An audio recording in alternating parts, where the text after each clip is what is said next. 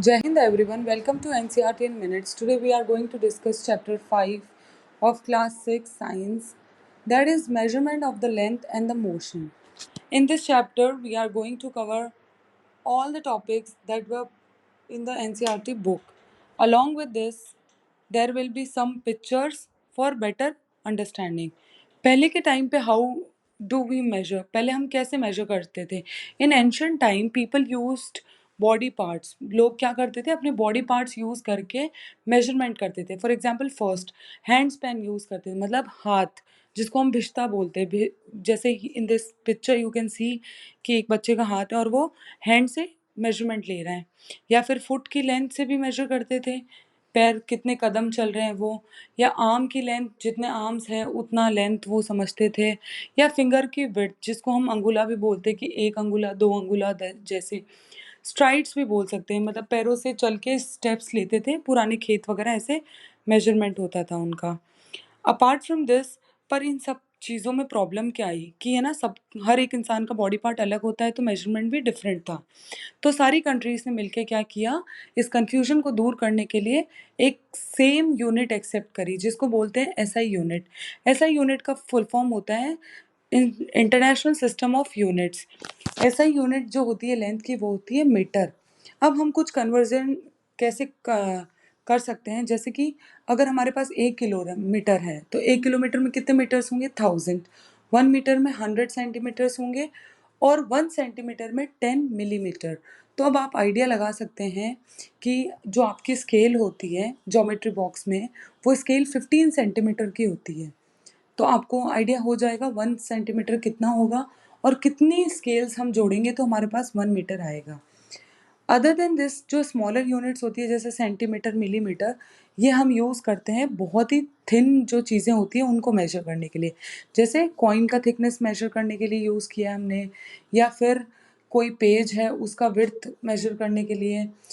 और इन सब सिंबल्स को हमेशा स्मॉलर लेटर्स में लिखते हैं, जैसे CM, MM, M, kilometre etcetera.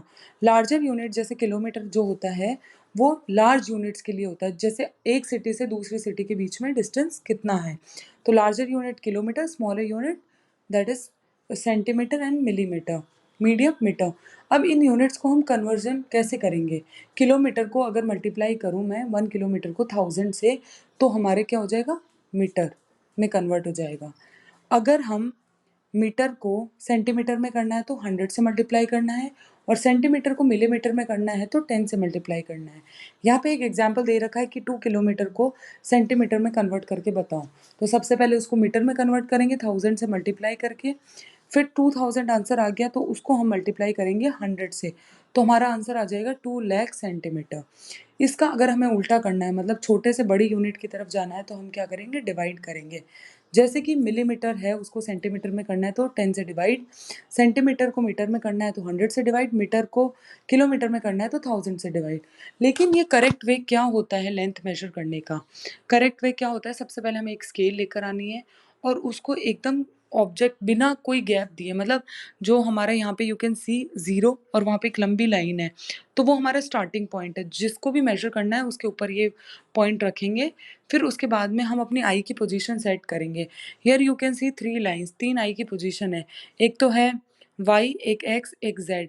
जो वाई जो है और जेड जो है वो रॉन्ग है. उससे क्या होगा? पैरेलेक्स एरर हो जाएगा. हमारी रिकॉर्ड जो रीडिंग हम लेंगे वो रॉन्ग हो जाएगी. तो हमेशा आई को स्ट्रेट रखना है, जो रीडिंग लेनी है उसके जस्ट ऊपर रखना है. अब बहुत सारे के सर्कमस्टेंसेस होते हैं कि हमारी स्केल टूट गई है, या फिर हमें कोई कर्व सरफेस मेजर करना है, तो उस केसेस में हम क्या करेंगे? तो ऐसे ऐसे वाले केसेस में हम क्या करते हैं कि हम अगर कर्व सरफेस है तो फ्लेक्सिबल टेप यूज़ करेंगे.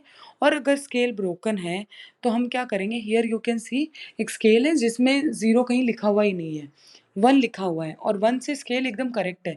तो हम 1 से स्टार्ट कर लेंगे मेजरमेंट करना. तो यहाँ पे फाइनल रीडिंग हमारी आ रही है 5.5. तो 5.5 से 1 मेजर माइनस करेंगे तो क्या आंसर आएगा? 4. तो मतलब 4.5. तो हमारा करेक्ट आंसर हो गया 4.5।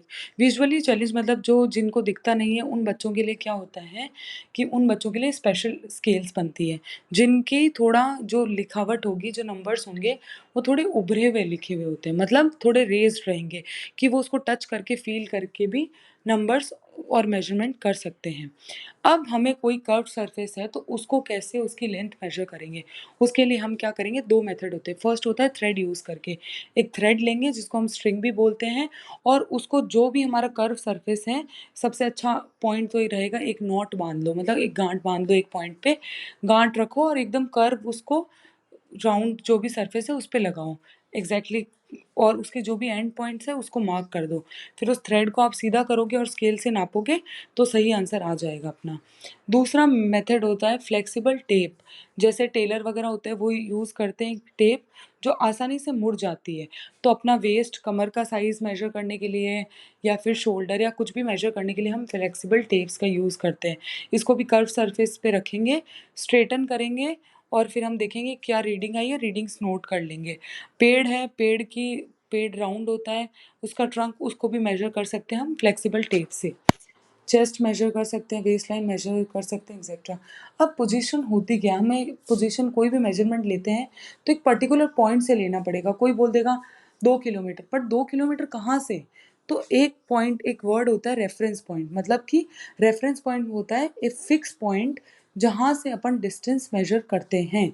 जैसे अगर आप अपने घर से गार्डन की डिस्टेंस देखोगे और अपने फ्रेंड्स के घर से गार्डन की डिस्टेंस देखोगे तो सबकी अलग अलग आएगी, लेकिन आप एक कॉमन पॉइंट डिसाइड कर लो कि जैसे बस स्टैंड, वहाँ से अगर आप मेजर करोगे गार्डन की तो सबकी जो डिस्टेंस है वो सेम आएगी।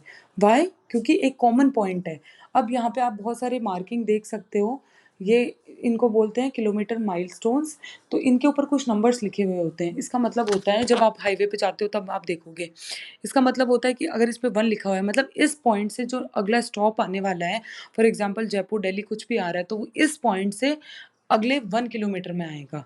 तो ये जो माइलस्टोन है वो उनका रेफरेंस पॉइंट हो गया। अब मूविंग थिंग्स क्या होती है, मतलब व्हाट इज दिस मोशन, क्या है ये रेस्ट? मोशन क्या होता है, कोई भी ऑब्जेक्ट अगर अपनी पोजीशन चेंज कर रहा है रेफरेंस पॉइंट के रिस्पेक्ट में तो क्या होगा, चेंज। मतलब आप एक जगह खड़े हो, आप आगे जा रहे हो, पीछे जा रहे हो, और एक जगह पेड़ है, मतलब पेड़ से आगे जा रहे हो, पीछे जा रहे हो, that means you are changing your position with reference to a tree, that means you are in a motion. Rest क्या होता है, अगर कोई भी ऑब्जेक्ट अपनी पोजीशन चेंज नहीं करता है। अब मूविंग थिंग्स जो होती है वो 4 टाइप के बेसिकली मोशंस होते हैं, मेन है 3। फर्स्ट इज लीनियर मोशन, मतलब कोई भी चीज़ अगर स्ट्रेट लाइन में मूव कर रही है और वो अपनी पोजीशन चेंज करती जा रही है सिर्फ स्ट्रेट डायरेक्शन में, तो क्या होगा, वो मोशन में। Here you can see a car जो मूव कर रही है एक स्ट्रेट रोड पे। अगर कोई स्टोन भी ऊपर से गिरेगा तो वो भी क्या करेगा, स्ट्रेट गिरेगा। सोल्जर्स मार्चिंग करते हैं स्ट्रेट लाइन में, तो straight line means linear motion. Second type का होता है सर्कुलर मोशन। सर्कुलर मोशन में क्या होता है, अगर कोई भी ऑब्जेक्ट है वो राउंड राउंड घूम रहा है, दैट मीन्स एक सर्कल में घूम रहा है, और जो बीच का पॉइंट है वहाँ से जितना भी वो घूम रहा है उसका डिस्टेंस हमेशा सेंटर से सेम ही रहेगा। जैसे आप यहाँ पे देख सकते हो घड़ी की जो सुई होती है, हैंड्स होते हैं, वो हमेशा राउंड राउंड घूमते हैं, एक ही सर्कल में घूमेंगे वो। तो कौन सा मोशन हुआ, सर्कुलर।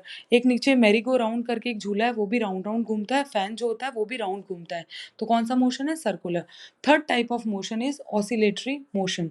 ऑसिलेटरी का मोशन का मतलब होता है टू एंड फ्रो, मतलब आगे पीछे।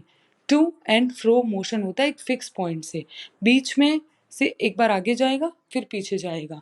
हियर यू कैन सी ये पेंडुलम जो एक बार आगे मूव कर रहा है पीछे मूव कर रहा है, this is a oscillatory motion. इसका एग्जाम्पल है एक अच्छा, कि जो झूला होता है पार्क में, that is also a that is also example of oscillatory motion. So अगर हम एक स्केल भी लेते हैं, जैसे गिटार का भी एक बहुत अच्छा एग्जाम्पल है कि उसकी स्ट्रिंग्स जो होती है, अगर उसको एक बार रब कर देंगे हम, एक बार मतलब उसको हिला देंगे तो वो क्या होगा, बार बार एक आगे पीछे मूव होगी, वाइब्रेशन जिसमें भी होता है बेसिकली वो कैसा होगा, ऑसिलेटरी मोशन होगा। ऑसिलेटरी मोशन को पीरियोडिक मोशन भी बोलते हैं। अब ये जो पीरियोडिक है उसके अंदर सर्कुलर मोशन भी आएगा और ऑसिलेटरी मोशन भी आएगा, पर पीरियोडिक मोशन होता क्या है, मतलब एक फिक्स पीरियड ऑफ टाइम के बाद वो मूव करे, तो पीरियोडिक मोशन। अब कुछ इंपॉर्टेंट की पॉइंट्स होते हैं जो हमें रिमेंबर करने इस चैप्टर में जो हमने पढ़े हैं।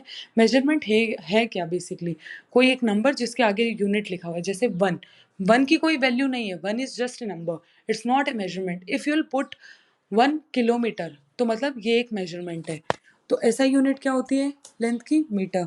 These are some basic points which you have already read in this slide. You can just go through these points for your better revision. That's all. There is nothing specific to discuss now. Okay, fan के blades हैं, वो कौन सी है, circular. Oscillatory मतलब guitar की strings. Periodic मतलब एक swing बार बार repeat कर रहे हैं। तो अब कॉमन यूनिट्स जो हम यूज़ करते हैं, इंच, कि यार इसकी कमर कितनी है, इतना inch.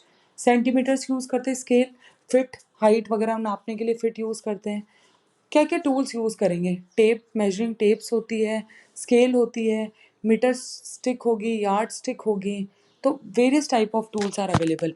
If you like my video then kindly subscribe. और अगर आपको कोई भी डाउट है इस चैप्टर से related then you can comment in the comment section. Just put your doubt and I'll be replying you in the comment section. If you want something else in the video, you can comment that also. Thank you.